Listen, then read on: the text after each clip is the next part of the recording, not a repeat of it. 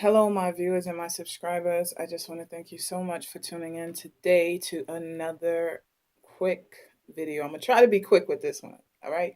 So today I'm going to be discussing how to handle turnover, what to do, how to do it. That is one aspect that I had to learn. Like, no class and no school can really prepare you for turnover. It's something you really had to experience, okay? And that's one of the things that new technicians tell me that they're having the most difficulty with. Turnover. I don't know how to handle all of this. Oh my goodness. It's too much. I want out. No, you can do this.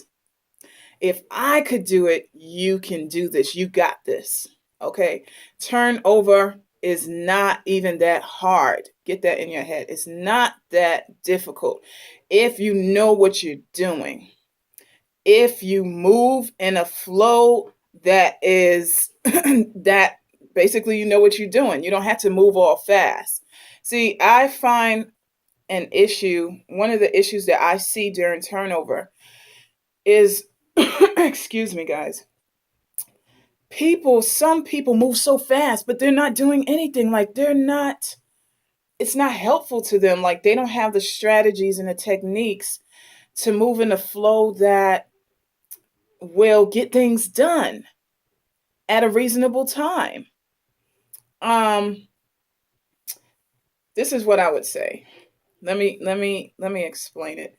And for those of you who do not know what turnover is, it's basically when your patients are ready to get off the machine and you're going to be putting on a new set of patients behind those patients.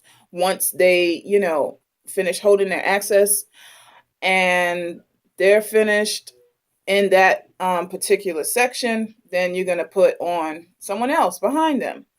All right. So my number one tip to handling turnover: prepare. Preparation is key. That is so important. Preparation is very key to limiting the stress during turnover. Preparation. During your downtime, and when I say downtime, that is a time where all of your patients are on the machine and you're just monitoring them. You're sitting down on a stool or a chair and you're just monitoring your patients every 30 minutes. Well, during your downtime, you should be stacking your section with supplies. You should be making pre-packs. You should be making post-packs. You should get your dialyzers. You should get your bleach cloths. You should get your lines. You should get your saline bags. You need to prepare. That is something that is so important. And I have seen it even with experienced technicians. They don't prepare. They'll use their downtime to sit around and talk with other technicians. And then once turnover starts, once that first patient's machine starts beeping that they're finished, then they are running to the cabinets, taking out saline bags, dialyzers. They're trying to make a little pack. That is a disaster. Don't do that. Prepare. Get your section stacked. If you have a rule in your clinic that says you can't put anything on the counter, see if you could put everything in a box and put it underneath the counter. Or see how you can do it with the packs. If your company or facility says no packs on top of the dialysis machine or near the patient, see what you can do. Can I put these packs in a box and store them somewhere? So that you can prepare, for turnover. You need to be asking these questions. Okay. Now, another problem I see. Once I have seen it, I have been through it. Once my first shift patient the one that's coming off first. When that patient's machine is ringing to get off, all of a sudden I have two other patients asking me, Cassia, take me off. I want to get off. And I'm like, but I had to tend to this patient who did their time, who wants to actually come off because they're finished. It's really a crazy thing when I have two other patients telling me, take me off the machine, take me off, because they see someone else coming off and they're tired of waiting in that chair. They're like, oh, take me off, just take me off. So there, you got to communicate. Communication is very key during turnover. Communicate with your patients. Such and such, I have such and such coming off. I cannot take you off right now because I have such and such getting off right now. I can't take you off at this minute.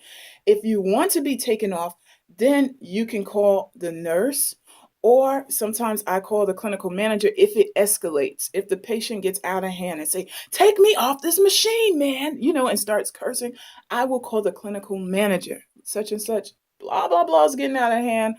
I told him I have someone else, my other patient who did his time or her time that is coming off the machine, and I have to take them off. All right. And so communication is key. I communicate with the patient, such and such, why do you want to come off?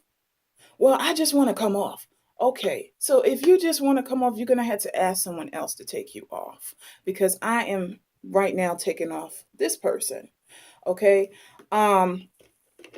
It's very important to talk to your patients. Don't just leave them on the side screaming, I want to get off the machine. I want to get off the machine. No, no, no. All right. It's very important. Number 3, it's very important to make sure your patients are spaced appropriately. You need a 3-hour patient, a 3:15 patient, a 3-hour and 30-minute patient, or a 3-hour and 45-minute patient, or a 4-hour patient. You need them spaced appropriately. All right. I find the most difficulty in patients who have the same time in my section. Let's say I have 2 3-hour patients in my section, and then I have another 3-hour and 30-minute patient in my section. So I have 2 3-hour and 30-minute patients in my section, and then I have 2 3-hour patients in my section. That is so difficult. Okay, it's difficult because they will be getting off at the same time. Okay, now the thing is, it's always, each clinic is different, but in my clinic, it's always, from what I was taught, is to have at least a 15-minute gap in between each patient when you're putting them on. But honestly, I just can't wait 15 minutes. So I put on my first patient within 5 minutes, and then I'm moving to my next patient and I put them on within 5 minutes. Okay, really within 7 minutes. I call it seven minutes for each patient to get on. 5 to 7 minutes. 5 to 7 minutes. So the thing is, it's very important to see and to make sure that you have patients that are spaced out in a time frame that will allow you to breathe and to tend to all of your patients, on a one-on-one basis. Because if you have so many patients coming off at the same time, it's going to cause a headache and an overload, I'm telling you. All right. There was another point I had. All right, pulling out patients and putting on other patients. When I say pull out, some units allow you to, some units allow you an extra chair on the side where you can pull out the patient and you can put that empty chair in that spot and then call in a new patient. I cannot really speak on that. Every unit is different, but that is also a very, very helpful method. If the patient is stable, alert and aware and is not bleeding, meaning when you pull them out of that section, the access is not it's not still, that they're not still holding it. Or sometimes you can pull them out with them holding their access if they have, a grip, and if it's not bleeding everywhere from what I have seen. Okay. But some patients take a long time to get out the chair, and that's another issue. If the patient takes a long time to get out the chair, you need to ask your clinical manager, find out if you can move them out and put another chair there and call in somebody else. Okay. You really need to find that out. And that will really help your flow, because if you're going to have a patient sit there after they already finish holding their access for 20 minutes, just sitting in that chair, or maybe they're talking to another patient, that is going to make your turnover a living nightmare. It will. It really will, because it's holding up the next patient that is supposed to get on behind them. Let me just say behind them. All right. Now, if that patient is not well, let's say you took off a patient and that patient isn't well, isn't feeling well, you're going to have to leave that patient in that section and tend to that patient. Depending on what the nurse says, the nurse may say, give them more saline. The doctor ordered a certain thing for them. I need to give it to them, blah, blah, blah. But that patient is very wise to really leave that patient in that section in case they need extra intervention post-treatment. All right. So, guys, turnover is not bad. You just need to strategize, and you need techniques, okay? And what I shared with you already, don't take my word for it. Ask your clinical manager and see if you can implement what I just discussed. All right, so those are my thoughts concerning turnover. You can do it. It's not hard. It's not hard. And if you're taking off a patient, and another patient is, like I said, if you're taking off a patient, another patient is screaming, take me off the machine, I beg you, and I'm telling you, you got to communicate with them. And you really need to say, such and such, I'm taking off somebody. And if you want to get off the machine, you can call X, Y, and Z to take you off the machine, because right now I'm taking off blah, blah, blah. Okay, that is one of the things that I have seen that really kind of irked me during turnover. All right, I'm taking off this patient, and another patient is screaming at the top of their lungs, "Take me off the machine," and just going at it. And so, guys, communication, like I said, is extremely key. That will help your turnover flow so much smoothly if you communicate. Also, with your teammates, if you need some help, don't be afraid to ask for help. Or you can ask the nurse that is working in your section, such and such, can you rinse him back? Or can you just do me a quick favor? Because honestly, no one can really do it alone. I'm just saying, sometimes I needed help. I would ask a nurse, please, can you please just rinse back this patient? I would really appreciate it, because I'm overloaded. I had 5 patients. I had an isolation patient, and then I had 4 patients in my section. And the isolation patient sometimes would be a catheter, or sometimes would be a stick. And if it's a catheter, it will be easier. But if it's a stick, depending on who is working with me that day, I would have to really cater to the isolation patient plus my 4 patients on the floor.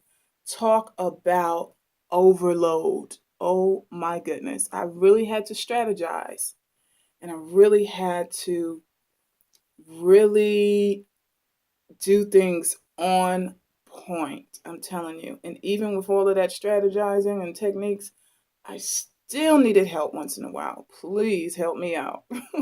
So anyway, guys, those are a few tips regarding turnover, but I'm going to do another video about another topic I have on my mind. All right. And it will really be maybe post-treatment or opening the unit. If you have any questions, also, I will help you to the best of my ability. And this is advice coming from a tech. Like I said, check with your unit. You know, don't go using my advice and then it's not accepted in your clinic. And then you're like, oh my goodness, you trying to get me fired? No, I'm not. I'm just sharing, what worked for me. All right. So you have a blessed day.